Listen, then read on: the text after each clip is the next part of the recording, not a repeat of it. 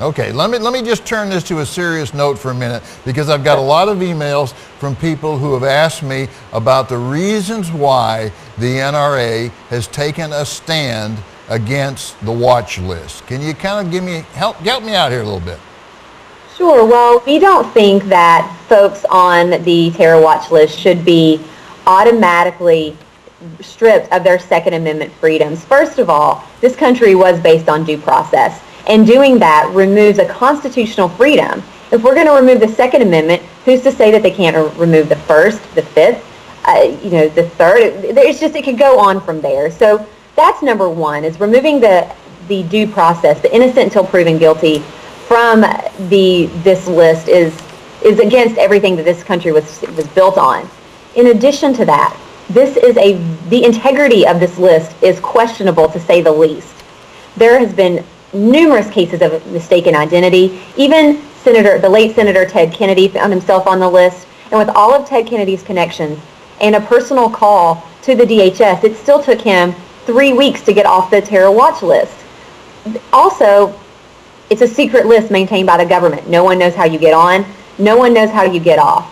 So even the officials who create the list have conceded that this list is a faulty list.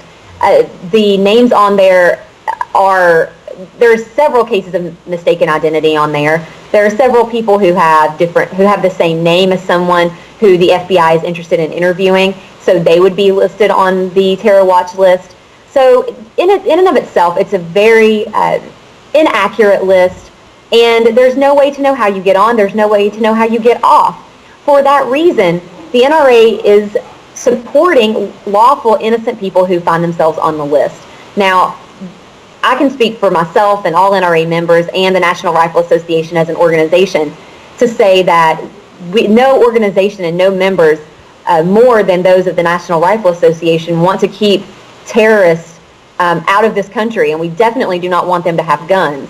However, that's just the case. They shouldn't even be in this country. So as soon as we find someone who is a legitimate terrorist in this country, they should be picked up and questioned and taken to jail. They shouldn't be put on a list and just watched and surveillanced. And if it's not a legitimate terrorist, then those people need to be left alone, and they need to have their Second Amendment freedoms. Yeah, I think one of the things here that jumps out to me as I read over this, and it's very lengthy actually, but one of the things that bothered me was that if by some mistake your name ends up on the list because it is similar to someone else's, there's no legal method for you to address that problem. Now, as I understand it, even if you do seek a legal right to have your name removed, that your defense attorney is not even actually able to find out what the reasons were that you were put on the list. I mean, this whole thing, a secret is exactly the word for it. I understand the reasons behind it, Rachel. I think we all do, and I think we all agree that there probably needs to be some sort of a list. But there also needs to be some sort of a way that an innocent person has the opportunity of taking his name from that list, and nowhere in any that I have here, and I've got all kinds of words here, but nothing in here says to me that if your name or my name or someone's name is on there by mistake, that we could ever get off it. That's right. And also, as it currently works, anytime someone who is on a terror watch list goes in to purchase a firearm, they are waitlisted automatically, and it goes down to the actual field agent that put that person on the list to that person is alerted. So the FBI and the Joint Task Force, gosh, I can't even think of the name of the task force, but the organization that maintains the list, they're notified, and they can stop that transaction if they choose to. So the way it currently works is working.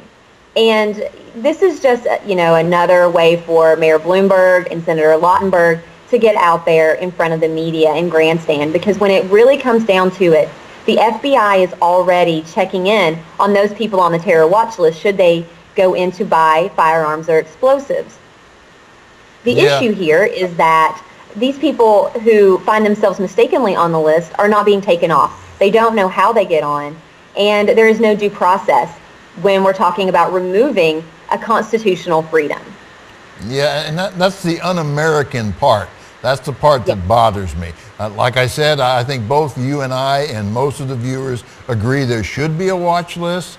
But, you know, unfortunately, we also know that government agencies, as wonderful as they are, have a tendency to make a mistake now and then.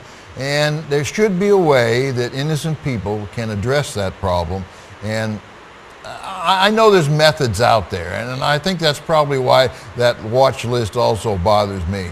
You know, you just don't have enough confidence in what mistakes might have taken place there, and no legal way of addressing those mistakes. And I think that's the biggest problem I have with it. It just sounds too un-American to me. Well, you're absolutely right. The FBI needs to work on a method to clean up this list, to make sure that those on it are actually terrorists instead of those on it being innocent people. And that's when the NRA maybe could support something like this. But right now, the integrity of this list is non-existent. It's a bad list, and it is full of innocent people. Well, there's a whole lot of things going on with the Amanda thing, and you know, I'm sure that there's going to be more that we're going to talk about in the future. I know you're very busy, Rachel. I appreciate you taking the time right there at the convention to come on. I'm going to let you get back to it. Thank you so much. Have a great weekend. Okay, bye-bye.